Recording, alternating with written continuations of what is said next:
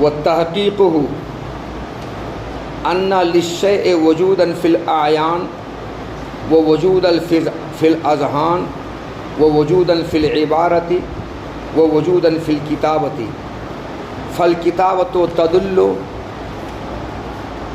علی العبارۃ وہی علی ما فی الاذہان وہو علی ما فی الاعیان فحیث یوصف القرآن بما هو من لوازم القدیم کما فی قولنا القرآن غیر مخلوق فالمراد حقیقتہ الموجودۃ فی الخارج وحیث یوصف بما هو من لوازم المخلوقات والمحدثات یراد به الالفاظ المنطوقۃ المسموعۃ کما فی قولنا قرأت نصف القرآن او المخیلۃ کما فی قولنا حفظت القرآن اور یراد به الاشکال منقوشۃ کما فی قولنا یحرم للمحدث مس القرآن۔ اور اس سے پہلے ایک عبارت چھوٹ گئی ہے،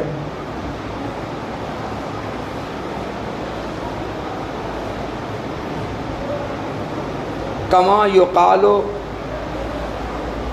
النار جوہر مضی محرق یذکر باللفظ ویکتب بالقلم ولا یلزم منہ کون حقیقت النار صوتا وحرفا۔ یہ عبارت تھی، یہ عبارت چھوٹ گئی تھی کل۔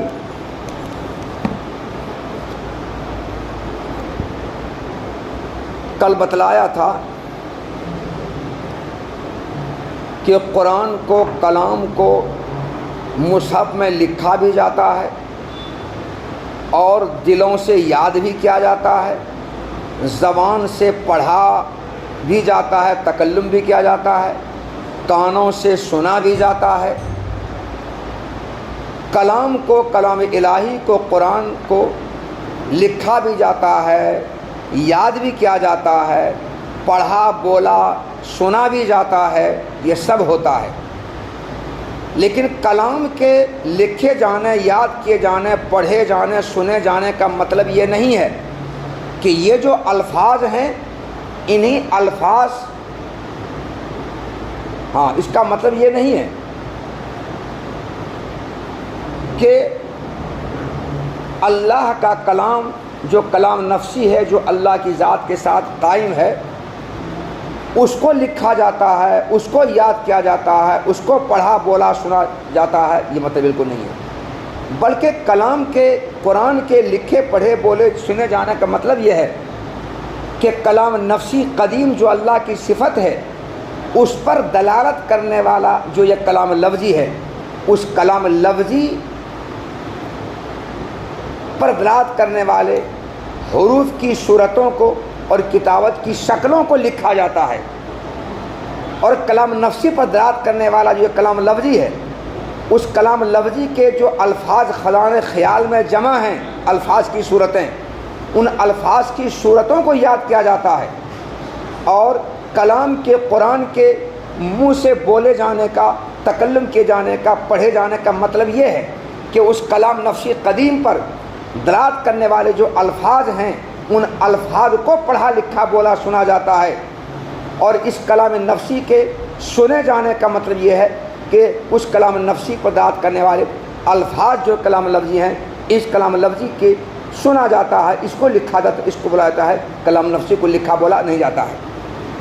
تو بے شک کلام نفسی مکتوب فی المصاحف بھی ہے، محفوظ فی القلب بھی ہے، مقروء باللسان بھی ہے، مسموع بالاذان بھی ہے، مگر اس کلام نفسی کے لکھے جانے کا مطلب اس کا لکھا جانا نہیں ہے، بلکہ اس پر دلالت کرنے والا جو کلام لفظی ہے، اس کلام لفظی کے جو حروف کی صورتیں ہیں، حروف کی شکلیں ہیں، کتابت کی شکلیں ہیں، ان کو لکھا جاتا ہے، ان کو لکھا جاتا ہے۔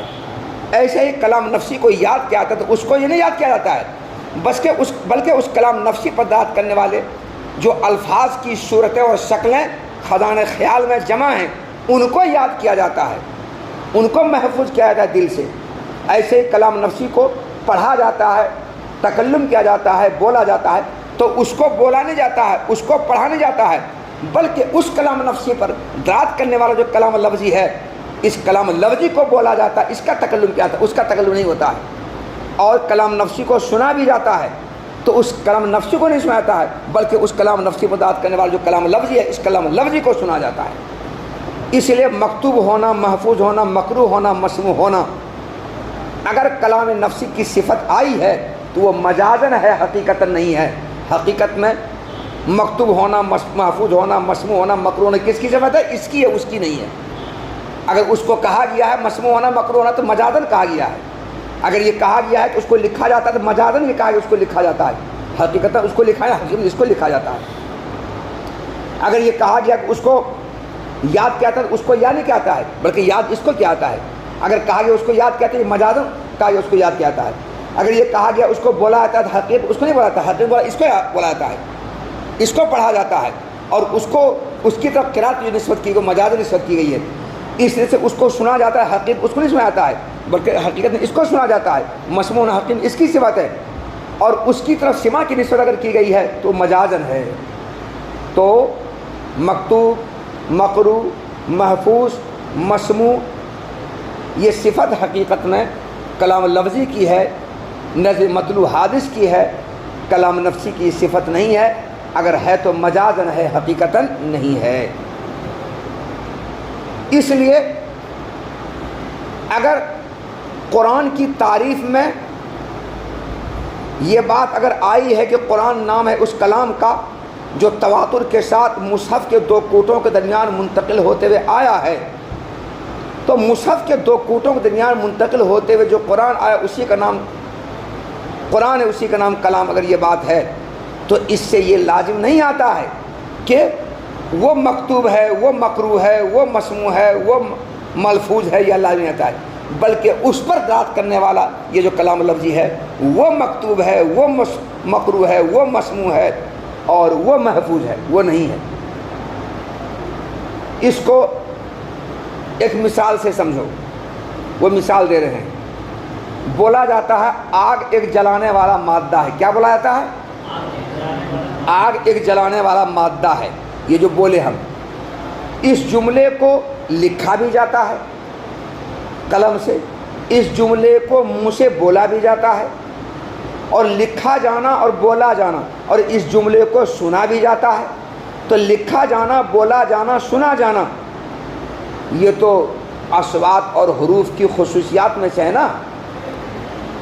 تو آگ ایک جلانے والا مادہ ہے، اس جملے کو قلم سے لکھا بھی جاتا ہے، منہ سے بولا جاتا ہے، کان سے سنا جاتا ہے، مگر اس جملے کا مسموع ہونا، ملفوظ ہونا اور مکتوب ہونا اس سے یہ لازم نہیں آتا ہے کہ جس حقیقت کا نام آگ ہے اسی حقیقت ہی کو بولا جاتا ہے، اسی حقیقت ہی کو لکھا جاتا ہے، اسی حقیقت ہی کو سنا جاتا ہے، اس سے یہ لازم نہیں آتا ہے۔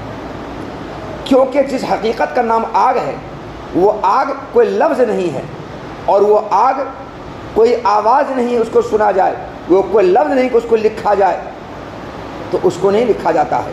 ہاں، آگ پر دلالت کرنے والا جو لفظ ہے اس لفظ کو لکھا جاتا ہے، آگ پر دلالت کرنے والی جو آواز اس آواز کو سنا جاتا ہے، آگ پر دلالت کرنے والا جو لفظ ہے اس کو لکھا جاتا ہے۔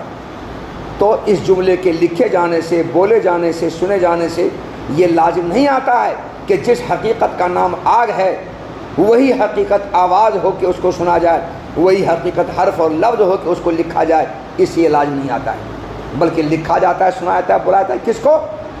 آگ پر دلالت کرنے والا جو جملہ ہے، جو کلمہ ہے، اس کو لکھا جاتا ہے، اس کو بولا جاتا ہے، اس کو سنا جاتا ہے۔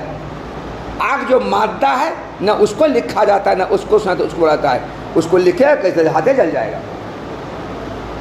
جیسے یہاں پر یہ مثال دے کر سمجھایا، اسی طرح سے کلام نفسی کو جو لکھا جاتا ہے تو کلام نفسی کو نہیں لکھا جاتا ہے، بلکہ کلام نفسی پر دلالت کرنے والے الفاظ کی صورتوں اور کتابت کی شکلوں کو لکھا جاتا ہے۔ اور کلام نفسی کو جو یاد کیا جاتا ہے تو کلام نفسی کو یاد نہیں کہتا ہے، بلکہ کلام نفسی پر دلالت کرنے والا جو کلام لفظی ہے اس کلام لفظی کی جو صورتیں اس میں جمع ہیں اس کو یاد کیا جاتا ہے۔ اور کلام نفسی کو جو بولا جاتا ہے، تکلم کیا جاتا ہے، اس کا تکلم نہیں ہوتا ہے، بلکہ کلام نفسی پر دلالت کرنے والا جو کلام لفظی ہے اس کلام لفظی کا تکلم ہوتا ہے، اور کلام لفظی ہی کا سما ہوتا ہے، اس کو سنا جاتا ہے جو کلام نفسی پر دلالت کرتا ہے۔ کیا دیکھو، کما یقال النار جوہر، جس طرح بولا جاتا ہے کہ آگ ایک جلانے والا روشن مادہ ہے، اس جملہ کو لفظ سے بولا بھی جاتا ہے اور قلم سے لکھا بھی جاتا ہے، اور اس جملہ کو لکھے جانے بولے جانے سے یہ لازم نہیں آتا ہے کہ آگ کی حقیقت آواز اور حرف ہو جائے. لازم آتا ہے جس حقیقت کا نام آگ ہے وہ حرف ہو وہ آواز ہو, وہ لازم نہیں آتا ہے, نہیں آتا, بلکہ وہ تو ایک مادہ ہے. اسی طرح سے کلام نفسی کے لکھے بولے سنے جانے کا مطلب یہ نہیں ہے کہ وہ کوئی آواز اور حرف ہو اسی کو سنا لکھا بولا جائے, بلکہ اس پر داد کرنے والی کلام لفظ ہے اس کو لکھا جاتا ہے, اس کو بولا جاتا ہے, اس کو سنا جاتا ہے, اس کو یاد کیا جاتا ہے.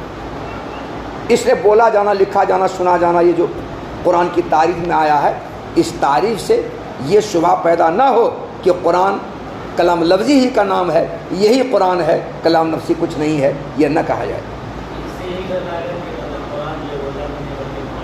خیر آگے بات آگے آ رہی ہے یہی بات. وَالتَّحْقِيقُ أَنَّ لِلشَّيْءِ وُجُودًا فِي الْآيَانِ, یہ جو جواب دیا معتزلہ کے اشکال کا, جو جواب دیا اس جواب کا تحقیقی جواب یہاں سے نقل کر رہے ہیں. تحقیقی جواب, تحقیقی جواب یہ ہے کہ شے کے مختلف وجود ہوتے ہیں. کسی شے کا ایک ہے وجود خارجی, وجود حقیقی. یہ وجود خارجی, وجود حقیقی کسی ماننے والے کے ماننے پر, کسی تصور کرنے والے کے تصور کرنے پر, کسی لکھنے والے کے لکھنے پر, کسی بولنے والے کے بولنے پر موقوف نہیں ہے. جیسے یہ ایک پتھر ہے, اس پتھر کا جو ایک وجود خارجی, وجود عینی, وجود حقیقی ہے. کیا کوئی اس پتھر کو پتھر مانے گا تب یہ پتھر موجود ہوگا؟ کیا کوئی اس کے پتھر ہونے کا تصور کرے گا تب یہ پتھر ہوگا؟ کیا کوئی اس کے پتھر ہونے کو لکھے گا کہ ہاں یہ پتھر ہے تب یہ پتھر ہوگا؟ کیا کوئی اس پتھر کے پتھر ہونے کو منہ سے بولے گا تب یہ پتھر ہوگا؟ کیا ایسا ہے؟ چاہے کوئی اس کے پتھر ہونے کو تسلیم کرے یا نہ کرے, کوئی مانے یا نہ مانے, کوئی تصور کرے یا نہ کرے, اس کے پتھر ہونے کو کوئی لکھے یا لکھے, اس کے پتھر ہونے کا کوئی تلفظ کرے یا نہ کرے, پتھر ہے, یہ ہے پتھر, آلریڈی پتھر ہے یہ. تو اس پتھر کا جو یہ وجود ہے, اس وجود کو وجود حقیقی کہا جاتا ہے یا وجود عینی کہا جاتا ہے. اور اسی پتھر کا ایک ہے وجود ذہنی. اس پتھر کا جو وجود ہمارے تمہارے دماغ میں ہے وہ وجود ذہنی ہے. اور اس پتھر کا ایک ہے وجود لفظی. اس پتھر کو ہم لفظوں میں جو کتاب میں لکھتے ہیں کاپی پر, یہ وجود لفظی ہے. نہیں, منہ سے جو بولتے ہیں یہ وجود لفظی ہے. اور اس پتھر کو ہم نے کتاب کاپی پر لکھا, یہ وجود کتابی ہے. تو کسی چیز کو کاپی پر لکھا, یہ اس چیز کا وجود کتابی ہوا یا وجود تحریری ہوا. اور کسی چیز کا اپنے منہ سے تکلم و تلفظ جو کیا, یہ وجود عبارتی یا وجود لفظی ہوا. اور کسی چیز کا وجود جو میرے ذہن میں ہے یہ وجود ذہنی ہوا. اور کسی چیز کا وجود خارج میں جو ہے, نفس الامر میں, خارج میں, حقیقت میں, یہ وجود حقیقی ہوا. تو کسی شے کا ایک وجود حقیقی ہوتا ہے, ایک وجود ذہنی ہوتا ہے, ایک وجود لفظی ہوتا ہے, ایک وجود کتابی ہوتا ہے. وجود کتابی وجود لفظی پدات کرتا ہے, وجود لفظی وجود ذہنی پدات کرتا ہے, وجود ذہنی وجود خارجی پدات کرتا ہے. یہ شے کے یہ چار وجود ہیں. ان چار وجود میں سے وجود خارجی یہ وجود حقیقی کہلاتا ہے. اور باقی جو تینوں وجود ہے یہ وجود حقیقی نہیں کہلاتا ہے, یہ وجود اعتباری کہلاتا ہے. اس کا منہ سے تکلم کیا, پتھر ہے تو پتھر ہے, یہ میرے ذہن میں موجود ہے, یہ پتھر ہے تو پتھر ہے. اس کو لکھ دیا کاپی پر, یہ پتھر ہے تو پتھر ہے. لیکن اس کا جو وجود خارجی ہے, یہ وجود حقیقی ہے, وہ کسی لکھنے والے کے لکھنے پر موقوف نہیں, بولنے والے کے بولنے پر موقوف نہیں, کسی ماننے والے کے ماننے پر موقوف نہیں, تسلیم کرنے والے کے تسلیم کرنے پر موقوف نہیں, کسی کے ماننے والے کے ماننے پر موقوف نہیں. چاہے اس پتھر کو پتھر ہونے کو مانے یا نہ مانے, تسلیم کرے نہ کرے, ہے پتھر. اس پتھر کا ایک ہے وجود حقیقی, ایک ہے وجود لفظی, ایک ہے وجود کتابی, اور ایک ہے وجود ذہنی. جس طرح کسی شے کے کئی وجود ہوتے ہیں,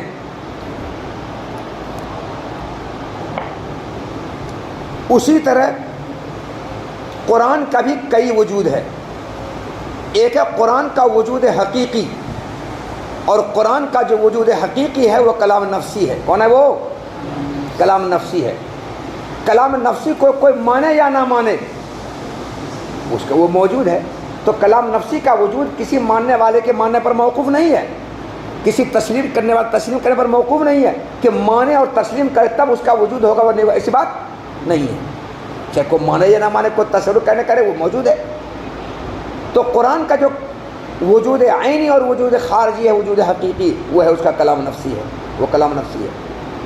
اور قرآن کا کلام کا ایک ہے وجود کتابی اور ایک ہے وجود لفظی اور ایک ہے وجود ذہنی.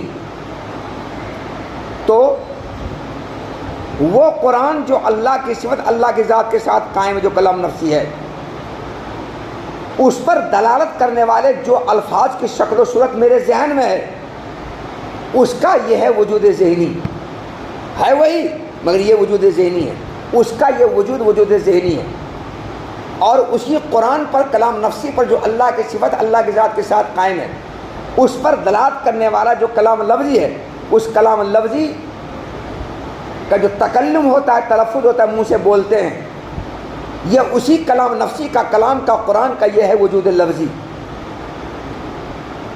اور اسی قرآن اسی کلام نفسی کو جو اللہ کی صفت اپنے دل سے یاد کرتے ہیں, دل سے یاد کرتے ہیں, یہ بھی وجود ذہنی ہوا, ذہن سے دل سے یاد کرتے ہیں. اور اسی کلام نفسی کو ہم لکھتے ہیں, کاپی پر لکھتے ہیں, تو اس کلام نفسی کو تھوڑے لکھتے ہیں, اس کلام نفسی پر دلالت کرنے والے جو کلام لفظی کے حروف کے جو نقوش ہیں, صورت ہے, اس کو ہم کتاب پر کاپی پر لکھتے ہیں.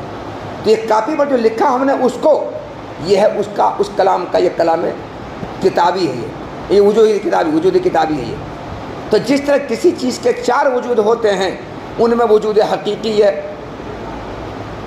حقیقی وجود حقیقی ہے, اور باقی وجود حقیقی نہیں ہے, وہ ماننے والے کے ماننے پر موقوف ہے. اسی طرح سے قرآن کے 4 وجود ہیں, ایک ہے وجود حقیقی اور باقی وجود غیر حقیقی ہے. وجود غیر حقیقی لکھنے والے کے لکھنے پر, ماننے والے کے ماننے پر, بولنے والے کے بولنے پر موقوف ہے, اور وجود حقیقی چاہے کوئی بولے یا نہ بولے, کوئی لکھے کوئی مانے, وہ موجود ہے. جب یہ بات ہے تو اب جہاں کہیں قرآن کی صفت ایسی آ جائے جو قدیم کے لوازم میں سے ہے, تو وہاں قرآن سے مراد کلام نفسی ہوگا. کیا ہوگا؟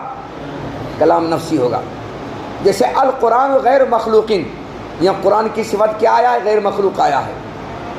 اور غیر مخلوق یہ قدیم کو کہا جاتا ہے. یہاں پر غیر مخلوق قرآن کی صفت آیا ہے, اور غیر مخلوق قدیم کے لوازم میں سے ہے کہ نہیں؟ تو القرآن غیر مخلوقین میں قرآن سے کیا مراد ہوگا؟ کلام نفسی. کون مراد ہوگا؟ قرآن کلام نفسی مراد ہوگا. اور کلام نفسی یہ قرآن کا وہی وجود حقیقی ہے جو خالی موجود ہوتا ہے, جو کسی ماننے والے کے ماننے پر, کسی تسلیم کرنے والے کے تسلیم کرنے پر موقوف نہیں ہوتا. اور جہاں قرآن کی ایسی صفت آ جائے جو مخلوقات اور محدثات کے لوازم میں سے ہے, وہاں قرآن سے مراد کلام لفظی ہوگا. کیا مراد ہوگا؟ کلام لفظی ہوگا, یعنی وہ الفاظ مراد ہوں گے جن الفاظ کو بولا اور سنا جاتا ہے, یا وہ الفاظ مراد ہوں گے جو خزانۂ خیال میں جمع ہیں, یا وہ اشکال مراد ہوں گے جو کتاب میں کاپی پر نقش شدہ ہے, وہ الفاظ مراد ہوں گے. وہ وجود حقیقی جو کلام نفسی ہے, جو وجود خارجی وجود عین, وہ مراد نہیں ہوگا. پس القرآن غیر مخلوقین میں قرآن سے کیا مراد ہوگا؟ وہ کلام نفسی جو اللہ کی صفت اللہ کی ذات کے ساتھ قائم ہے, وہ مراد ہوگا.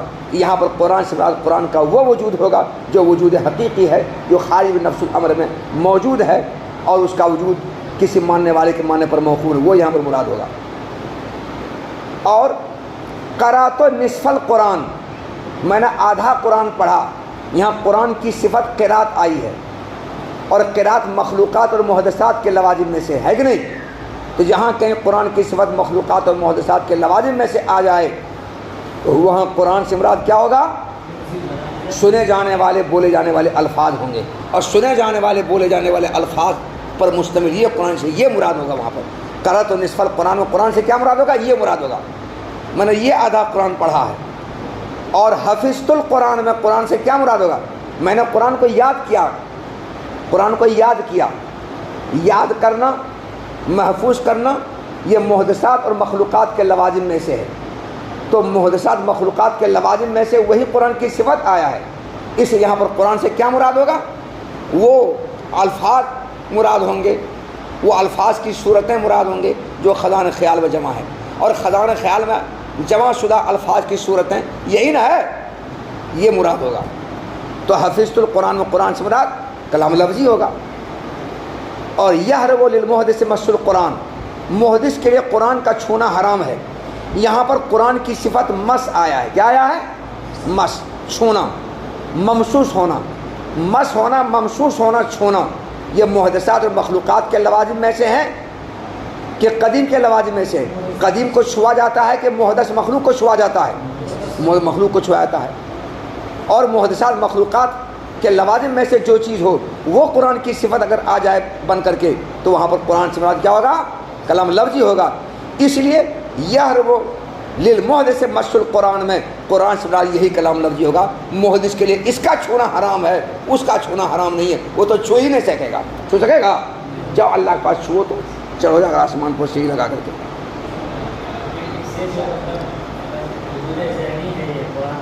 ہاں وجود ذہنی وہ ہے، نہیں وہ نہیں، یہ وجود خارجی ہے۔ حافظ کی پڑھے گا، پڑھتا ہے بلکہ یاد کرتا ہے۔ ہاں جنت میں جائے گا، ہاں ایک منٹ، جنت میں جائے گا، اللہ وہاں کہے گا پڑھتا جا چڑھتا جا، پڑھتا جا چڑھتا جا، یہی نا؟ تو جنت میں جو پڑھے گا تو یہی پڑھے گا جو اس کے جمع ہے، اور تمہارے ہمارے خزانے خیال میں جو جمع ہے تو یہ جمع نہیں ہے، اس کی جو صورتیں ہیں وہ جمع ہے، اس کے جو نقوش و نگار ہیں وہ جمع ہے۔ چنانچہ تم تراویح جو حافظ ہو نا، تم بدقسمتی سے حافظ ہو، جو تراویح جو تم پڑھتے ہو تو کیا پڑھتے ہو؟ تم پڑھ ہاتھ یہاں پر رکھے ہوئے ہو اور لائن بلائن پر تمہاری نظر ہے۔ نظر کا مطلب یہ ہے یہ کون لائن چل رہے ہیں، کچھ نہیں سن رہا ہے، وہ لائن بلائن چلتا جا رہا ہے، سطر بسطر چلتا جا رہا ہے، اس کو معلوم ہے کئی لائن کے بعد رکوع ہے، وہاں آیا اللہ اکبر، ایک لفافہ موٹا ایسا، کیا یہی ہے کہ نہیں؟ لائن بلائن پر نظر رہتی ہے، رکوع پر نظر، کچھ نہیں سنے گا وہ، کچھ نہیں، لائن پر نظر، رکوع پر نظر، اس کے بعد لفافے پر نظر۔ تو بتاؤ وہ الفاظ تھوڑے وہاں ہیں، نہیں ہے؟ تو جیسے یہاں دنیا میں تم قرآن پڑھتے ہو وہ الفاظ نہیں ہیں بلکہ اس کے جو نقوش و نگار ہیں تمہارے خزانے خیال میں جمع، اسی کو تم پڑھتے ہو، وہاں بھی اسی کو پڑھو گے، الفاظ نہیں ہوں گے۔ دیکھ آپ، اور اس جواب کا تحقیقی جواب یہ ہے کہ شے کا ایک وجود خارجی ہوتا ہے اور ایک وجود ذہنی ہوتا ہے اور ایک وجود لفظی ہوتا ہے اور ایک وجود کتابی ہوتا ہے۔ پس وجود کتابی وجود لفظی پدات کرتا ہے اور وجود لفظی وجود ذہنی پدات کرتا ہے اور وجود ذہنی وجود خارجی پدات کرتا ہے۔ تو جہاں کہیں قرآن کی صفت ایسی لائی جائے جو قدیم کے لوازم میں سے ہیں، جیسا کہ القرآن غیر مخلوقین میں قرآن کی صفت غیر مخلوق آیا ہے جو قدیم کے لوازم میں سے ہیں، تو مراد یہاں پر قرآن سے قرآن کی وہ حقیقت ہوگی جو خارج میں موجود ہے، چاہے ان کے وجود کو کوئی مانے یا نہ مانے۔ اور وہ کون ہے؟ وہ کلام نفسی، کون ہے وہ؟ تو مراد وہاں پر کلام نفسی ہوگا۔ اور جہاں کہیں قرآن کی صفت ایسی لائی جائے جو مخلوقات اور محدثات کے لوازم میں سے ہے تو وہاں پر قرآن سے مراد سنے جانے والے، بولے جانے والے الفاظ ہوں گے۔ جیسے ہمارا قول قرأت نصف القرآن میں قرآن کی صفت قرأت آئی ہے تو قرآن سے کیا مراد ہوگا؟ یہاں پر بولے جانے والے الفاظ، سنے جانے والے الفاظ ہوں گے، یا خزان خیال میں جمع شدہ الفاظ ہوں گے، یا خزان خیال میں جمع شدہ الفاظ ہوں گے۔ جیسے ہمارے قول حفظت القرآن میں قرآن کی صفت یاد کرنا آیا ہے، اور یاد کرنا مخلوقات و محدثات کے لوازم میں سے ہے، اور یہی قرآن کی صفت ہے، اس لیے قرآن سے مراد یہاں پر الفاظ متخیلہ ہوں گے۔ کیا ہوں گے؟ متخیلہ ہوں گے۔ یا قرآن سے مراد وہ اشکال ہوں گے جو کتاب میں نقش ہے یا مصحف میں نقش ہے، یا قرآن سے اشکال منقوشہ مراد ہوں گے۔ کلام نفس مراد نہیں ہوگا، اشکال منقوشہ مراد ہوں گے۔ جیسے ہمارے قول یحرم المحدث مس القرآن میں محدث کے لیے قرآن کا چھونا حرام ہے، یہاں پر قرآن کی صفت ممسوس ہونا آیا ہے، اور ممسوس ہونا چھونا یہ محدثات مخلوقات کے لوازم میں سے ہے، اس لیے قرآن سے یہاں پر کیا مراد ہوگا؟ وہ کلام نفسی نہیں ہوگا بلکہ الفاظ منقوشہ ہوگا، یعنی اس قرآن میں جو نقش شدہ جو الفاظ ہیں کالے کالے کالے حروف وہ مراد ہوگا، اس کا چھونا حرام ہے، ارے اس کا چھونا حرام ہے، باقی تمہارے ذہن میں جو وجود ذہنی اس کا چھونا حرام نہیں ہے، اس کو 10 بار چھوئے گا گناہ گار نہیں ہوگا، یا تمہارے منہ سے جو الفاظ نکل رہے ہیں اس کو چھونا حرام نہیں ہے، 10 بار چھوئے گا حرام نہیں ہوگا۔ یہاں پر حرام کون ہے؟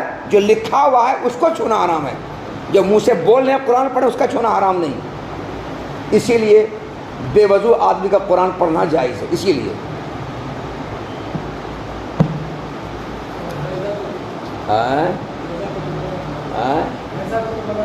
ایسا ہاں اس کو چھونا حیضہ کے لیے جنوبی کے لیے بھی حرام ہے، چونکہ وہاں پڑھا جاتا ہے منہ سے، اور حیضہ اور جنوبی کا منہ ناپاک ہے، تو ناپاک سے قرآن کو نہ پڑھا جائے، منہ سے اس کو ادا نہ کیا جائے، قرآن کی بھی حرمتی ہے۔ ہاں وضو کو پڑھا جاتا ہے منہ سے، اور وضو میں منہ ناپاک نہیں ہوتا ہے، وہ پاک ہے پہلے سے۔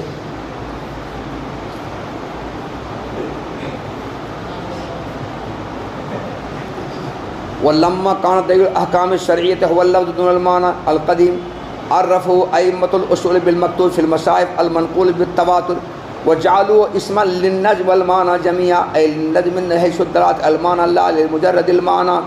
وہ جو تم پوچھ رہے تھے پہلے اس کو سن لو، دیکھو تمہارے اعتراض کا جواب اس میں ہے کہ نہیں، پھر پوچھنا، ابھی پوچھنا ہے نا۔ اہل سنت والجماعت نے کلام کی 2 قسمیں بتائیں، کلام لفظی اور کلام نفسی۔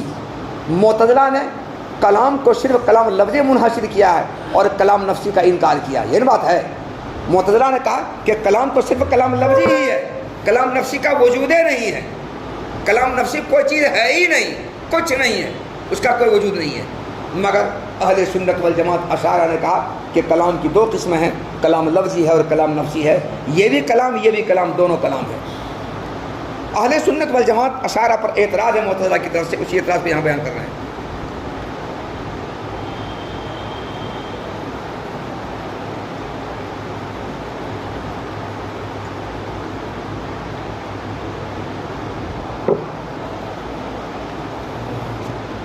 ہاں اعتراض یہ ہے، اے اہل سنت والجماعت یہ بتاؤ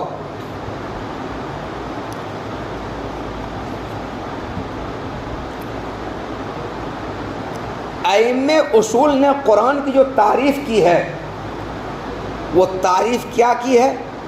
اما الکتاب فالقرآن المنزل الرسول علیہ السلام المکتوب فی المصاحف المنقول عنہ نقلا متواترا بلا شبہۃ، یہ ہے نا قرآن کی تعریف۔ تو ائمہ اصول نے قرآن کی تعریف المکتوب فی المصاحف سے کی ہے، المنزل رسول سے کی ہے، المنقول عنہ سے کی ہے، تو المکتوب فی المصاحف سے کی ہے، المنقول سے کی ہے، المنزل سے کی ہے۔ اور مصحف میں کتابت اور تواتر کے ساتھ نقل ہوتے ہوئے آنا اور انزال یا تنزیل یہ تو کلام لفظی کا ہوتا ہے۔ کس کا ہوتا ہے؟ یہ کلام لفظی کا ہوتا ہے، کلام نفسی کا تو نہیں ہوتا ہے۔ تو ائمہ اصول نے قرآن کی تعریف جن الفاظ سے کی ہے، قرآن کی تعریف میں جو الفاظ لائے ہیں ان الفاظ کے ساتھ متصف تو کلام لفظی ہوتا ہے، کلام نفسی نہیں ہوتا ہے۔ ارے لکھا جاتا ہے کس کو؟ کلام لفظی کو۔ نقل ہوتا ہوا کون آتا ہے؟ کلام لفظی۔ اور اوپر سے نیچے کون اترا ہے؟ کلام لفظی۔ تو اس سے معلوم ہوا کہ قرآن صرف کلام لفظی ہی کا نام ہے۔ جب قرآن صرف کلام لفظی ہی کا نام ہے تو آپ نے کلام لفظی اور کلام نفسی یہ دونوں کہاں سے نکالا؟ اور کلام لفظی اور کلام نفسی دونوں کو آپ نے مشترک، قرآن کو گویا ان دونوں مشترک کیسے قرار دیا؟ آپ نے قرآن کو ان دونوں کے درمیان کیا قرار دیا؟ مشترک قرار دیا۔ آپ نے کہا یہ بھی قرآن ہے، یہ بھی قرآن ہے، کلام لفظی بھی قرآن ہے، کلام نفسی بھی قرآن ہے. تو آپ نے قرآن کو کلام لفظی کلام نفسی کے درمیان مشترک قرار دیا، لیکن ائمہ اصول نے جو قرآن کی تعریف کی ہے اس سے قرآن کا ان دونوں کے درمیان مشترک ہونا ثابت نہیں ہوتا ہے. اس سے تو صرف کلام قرآن کا کلام لفظی میں منحصر ہونا ہی ثابت ہوتا ہے، اور اس سے تو یہی ثابت ہوتا ہے قرآن صرف کلام لفظی ہے، کلام نفسی قرآن نہیں ہے. کیونکہ جن الفاظ کے لیے انہوں نے قرآن کی تعریف کی ہے وہ الفاظ کن پر فٹ ہوتا ہے بولو؟ کلام لفظی پر. تو آپ نے قرآن کو دونوں کے درمیان قدر مشترک قرار دے کر دونوں کو مشترک لفظی کیسے بتایا؟ تو اے اہل سنت والجماعت، آپ نے کلام لفظی اور کلام نفسی ان دونوں کو اشتراک لفظی کے ساتھ مشترک قرار دیا، اور آپ نے یہ کہا کہ قرآن ایک لفظ ہے، جس طرح ایک لفظ کے کئی معنی ہوتے ہیں اور کئی معنی کے درمیان وہ لفظ مشترک ہوتا ہے، اسی طرح قرآن کے آپ نے دو معنی قرار دیے اور قرآن کو ان دونوں نے مشترک قرار دیا. یہ اشتراک لفظی کے ساتھ مشترک ہونا کہاں سے ثابت ہوتا ہے؟ جبکہ ائمہ اصول نے قرآن کی جو تعریف کی ہے اس تعریف سے قرآن کا کلام لفظی میں منحصر ہونا ثابت ہوتا ہے، کلام نفسی کا ثبوت نہیں ہوتا ہے. سمجھا سوال؟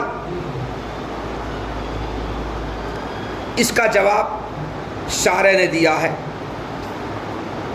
کہ احکام شرعیہ جتنے ہیں، کسی فعل کے کرنے کا واجب ہونا، کسی فعل کے کرنے کا حرام ہونا، کسی فعل کے کرنے کا مکروہ تحریمی ہونا، کسی فعل کرنے کا مستحب ہونا، مندوب ہونا، مکروہ ہونا، ناپسندیدہ ہونا، یہ سب احکام شرعیہ ہے نا. تو ان احکام شرعیہ کے ثبوت میں دلیل کے طور پر لفظ ہی کو پیش کیا جاتا ہے، معنی کو پیش نہیں کیا جاتا ہے. تو اصولیین احکام شرعیہ میں سے کسی حکم کو ثابت کرنے کے لیے دلیل میں لفظ کو پیش کرتے ہیں کہ معنی کو پیش کرتے ہیں؟ قرآن حدیث کے الفاظ کو، عبارت کو پیش کرتے ہیں یا اس کے معنی کو پیش کرتے ہیں؟ معنی کو پیش کرے گا تو کوئی مانے گا، پھر معنی کو پیش کرے گا، مضمون کو مفہوم کو پیش کرے گا، مانے گا. اور قرآن کی آیت کو پیش کر دے گا تو مان لے گا. بھلے یہ کہے گا کہ آیت کے مطلب کو سمجھائیے تب ہم مانیں گے، یہ نہیں کہے گا، لیکن قرآن ہے، حدیث ہے، ٹھیک ہے مان لو. تو احکام شرعیہ کے اس بات کے لیے دلیل کے طور پر لفظ کو پیش کیا جاتا ہے، معنی کو پیش نہیں کیا جاتا ہے. اسی لیے ائمہ اصول نے قرآن کی تعریف میں ایسے الفاظ لائے جو الفاظ کلام لفظی کی صفت ہے، کلام معنوی کی صفت، کلام معنوی کی صفت، کلام نفسی کی صفت نہیں ہے. اس کا مطلب یہ نہیں کہ ائمہ اصول کلام صرف کلام لفظی کو قرار دیتے ہیں، کلام نفسی کو قرار نہیں دیتے، ایسی بات نہیں ہے. ائمہ اصول صرف کلام نفسی کو قرآن قرار نہیں دیتے ہیں، بلکہ وہ دونوں کو قرار دیتے ہیں. اور ائمہ اصول نے جو تعریف کی ہے، یہ تعریف میں ان کی مجبوری ہے. کیا مجبوری ہے؟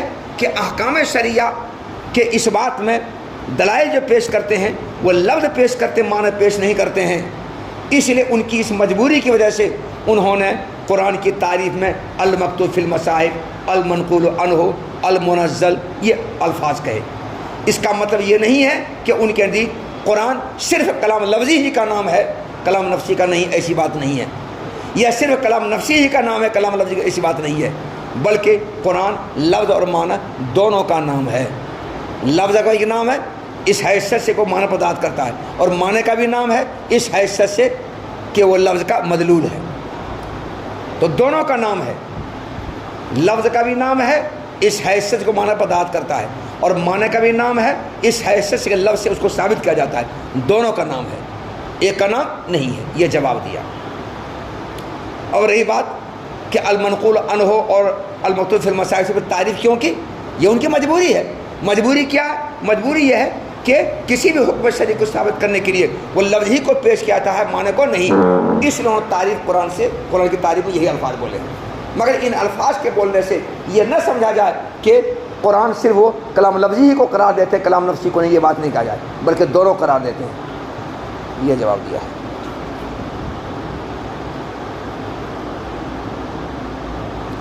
اور جبکہ احکام شرعیہ کے دلیل صرف لفظ ہے، معنی قدیم نہیں ہے، اور جبکہ احکام شرعیہ کسی فعل کا واجب ہونا، حرام ہونا، مکروہ ہونا، سنت ہونا، مستحب ہونا وغیرہ، اس کی دلیل صرف لفظ ہے، معنی قدیم نہیں ہے، تو ائمہ اصول نے قرآن کی تعریف المکتوب فی المصاحف المنقول بالتواتر سے کی، اور قرآن کو نظم اور معنی دونوں کا نام قرار دیا، اور نظم اور معنی دونوں کا نام قرآن قرار دیا، یعنی معنی پر دلالت کرنے کی حیثیت سے نظم کا معنی قرار دیا، نہ کہ صرف معنی کا نام قرآن قرار دیا، یعنی معنی پر دلالت کرنے کے اعتبار سے نظم کا نام قرآن قرار دیا، صرف معنی کا نام قرآن قرار نہیں دیا۔ یہ نہیں کہا کہ صرف معنی قرآن ہے، بلکہ اس معنی پر دلالت کرنے کے اعتبار سے نظم کا نام بھی قرآن قرار دیا، اور یہ کہا کہ نظم و معنی دونوں کے مجموعے کا نام ہے۔ وَأَمَّا الْكَلَامُ الْقَدِيمُ الَّذِي هُوَ صِفَةُ اللَّهِ تَعَالَى فَذَهَبَ الْأَشْعَرِيُّ إِلَىٰ أَنَّهُ يَجُوزُ أَن يَسْمَعَهُ وَمَنَعَهُ الْأُسْتَاذُ أَبُو إِسْحَاقَ الْإِصْفَرَائِينِي وَهُوَ اخْتِيَارُ الشَّيْخِ أَبِي مَنْصُورِ الْمَاتُرِيدِي فَمَعْنَىٰ قَوْلِهِ تَعَالَىٰ حَتَّىٰ يَسْمَعَ كَلَامَ اللَّهِ تَعَالَىٰ مَا يَدُلُّ عَلَيْهِ كَمَا يُقَالُ سَمِعْتُ عِلْمَ فُلَانٍ فموسیٰ علیہ السلام سمعت صوتا دالا علی کلام اللہ تعالی لیکن لما کان بلا واسطۃ الکتاب والملک خص باسم الکریم۔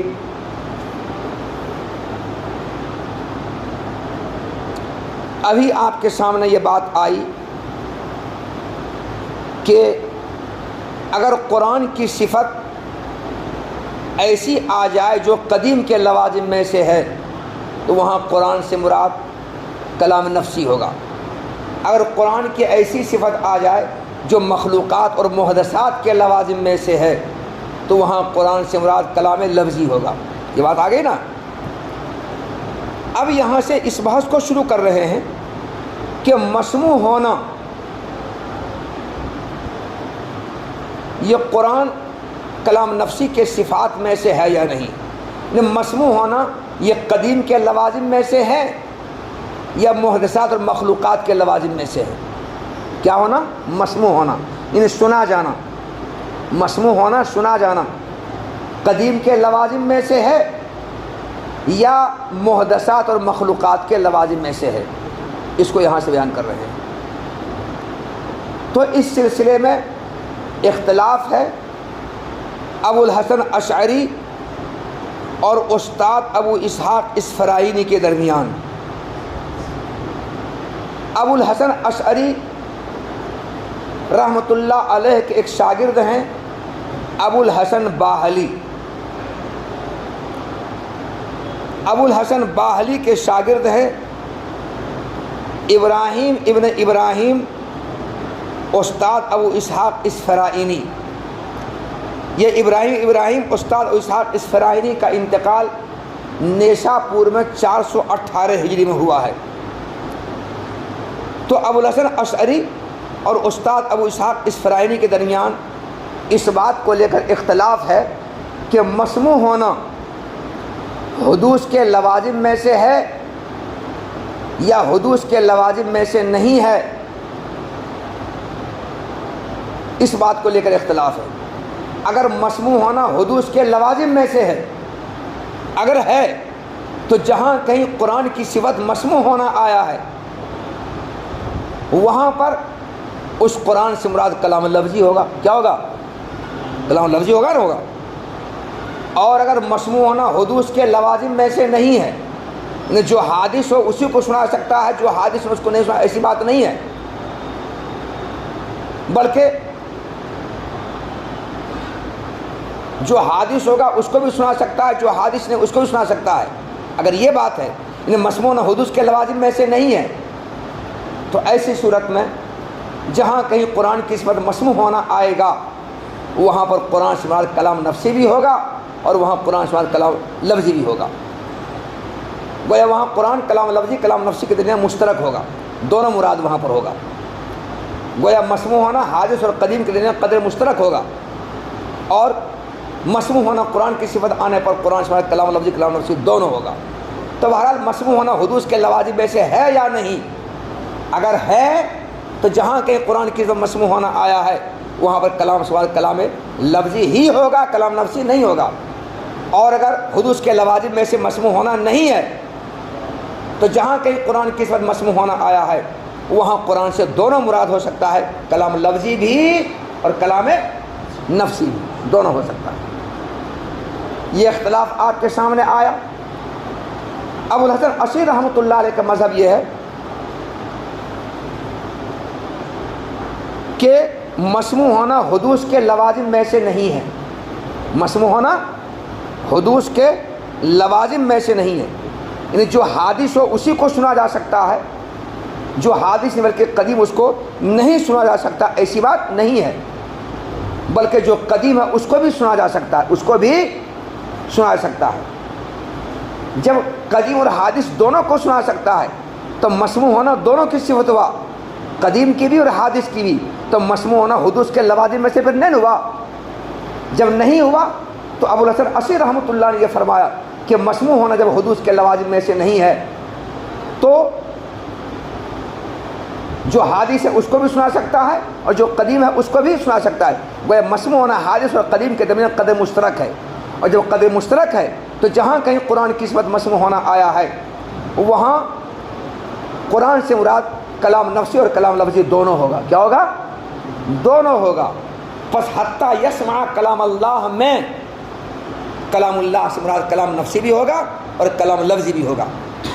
سمعت القرآن میں کلام سے مراد کلام لفظی ہوگا، تو حتیٰ یسمع کلام اللہ میں کلام سے مراد کلام لفظی ہوگا، کلام نفسی ہوگا، اور سمعت القرآن میں مسموع قرآن سے آیا ہے، یہاں پر قرآن سے مراد کلام لفظی ہوگا۔ تو مسموع ہونا جب حدوث کے لوازم میں سے نہیں ہے بلکہ مسموع ہونا حادث قدیم کے درمیان قدر مشترک ہے تو دونوں کو سنا جا سکتا ہے۔ اس سے مسموع ہونا اگر قرآن کی صفت ہے تو اس قرآن سے مراد کلام نفسی قدیم وہ بھی اور کلام لفظی حادث یہ دونوں مراد ہو سکتا ہے۔ وہ مسموع ہونا دونوں قدر مشترک ہے۔ تو کلام نفسی جو گرچہ اصوات اور حروف نہیں ہیں وہ کلام نفسی جو اللہ کی صفت اللہ کے ساتھ قائم ہے، گرچہ وہ حروف و اصوات کے قبیل سے نہیں ہے، آراز نہیں ہے، مگر پھر بھی اس کو سنا جانا ممکن ہے۔ جب اس کو سنا جانا ممکن ہے تو کلام لفظی کو سنا جانا ممکن ہے، اس کو تو سنا ہی جاتا ہے، اور اس کو بھی سنا جانا ممکن ہے۔ جب دونوں کو سنا جانا ممکن ہے تو مسموع حدوث کے لوازم میں سے نہیں ہوا۔ جب نہیں ہوا تو جہاں کہیں قرآن کی مسموع ہونا آئے گا وہاں قرآن سے دونوں مراد ہوگا۔ کیا ہوگا؟ دونوں مراد ہوگا۔ تو حتیٰ یسمع کلام اللہ میں کلام اللہ کی صفت کیا آیا ہے مسموع ہونا، وہاں کلام اللہ سے کلام نفسی ہے، اور سمعت القرآن میں قرآن کی صفت مسموع ہونا آیا ہے، یہاں پر قرآن سے مراد کلام لفظی ہوگا، دونوں ہوگا۔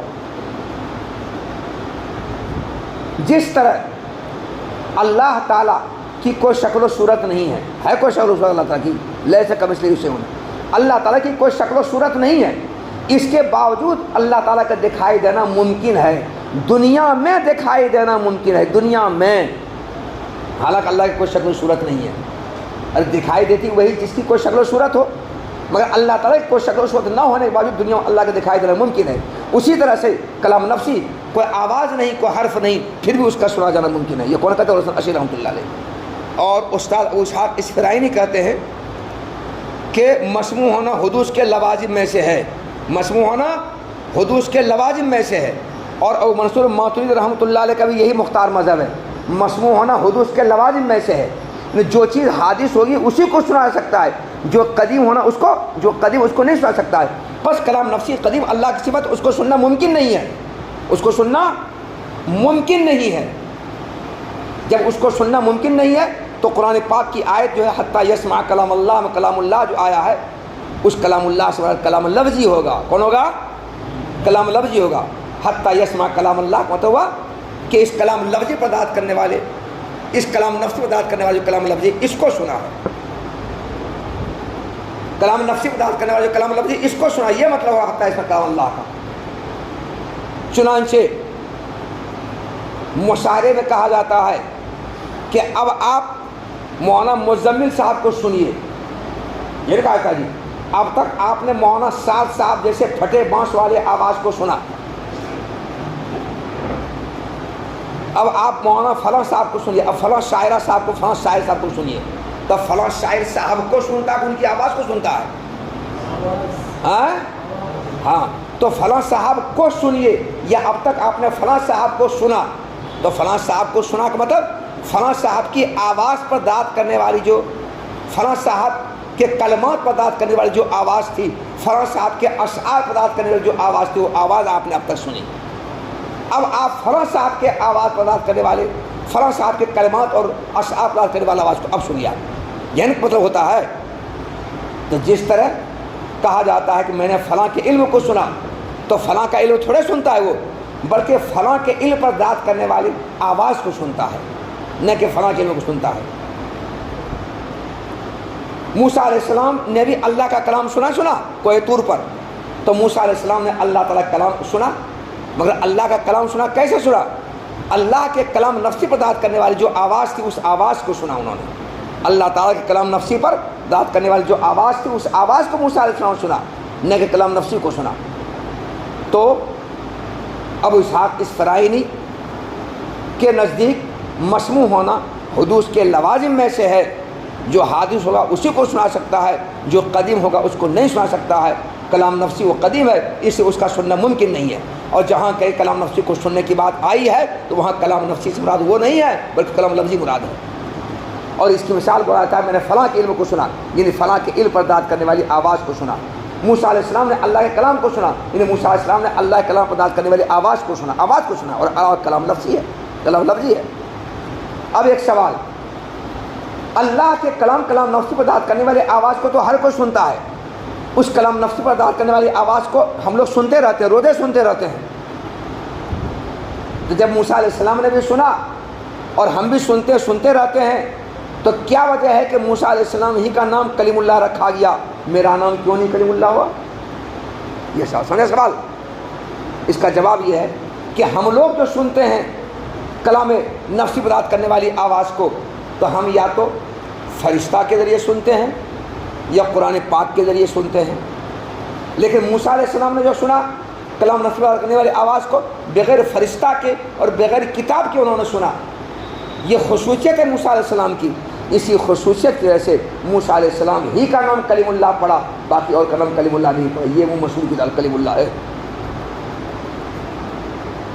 جناب دیکھو، وَأَمَّا الْكَلَامُ الْقَدِيمُ الَّذِي هُوَ صِفَةُ اللَّهِ تعالیٰ، اور بہرحال وہ کلام قدیم جو اللہ تعالیٰ کی صفت ہے، تو اس کے بارے میں ابو الحسن اشعری کا مذہب یہ ہے کہ اس کا سنا جانا ممکن ہے، اور استاد ابو اسحاق اسفرائینی نے اس کلام قدیم جو اللہ کی صفت ہے اس کے سنے جانے کا انکار کر دیا ہے، کہا کہ اس کا سنا جانا ممکن نہیں ہے، ناممکن ہے۔ اور یہی شیخ ابو منصور ماتریدی رحمۃ اللہ علیہ کا پسندیدہ مذہب ہے۔ پس استاد ابو اسحاق اسفرائینی کے قول کے مطابق اللہ تعالیٰ کے قول حتیٰ یسمع کلام اللہ کا مطلب ان الفاظ کو سنا جو الفاظ کلام نفسی پر داد کرتے ہیں، جیسے کہ بولا جاتا ہے میں نے فلاں کے علم کو سنا، تو فلاں کے علم کو سنا کیا مطلب؟ ان فلاں کے علم پر داد کرنے والی آواز کو سنا، یہ نہیں کہ فلاں کے علم کو سنا۔ اس وجہ سے حتیٰ یسمع کلام اللہ مطلب کہ کلام نفسی پر داد کرنے والے جو کلام لفظی اس کو سنا۔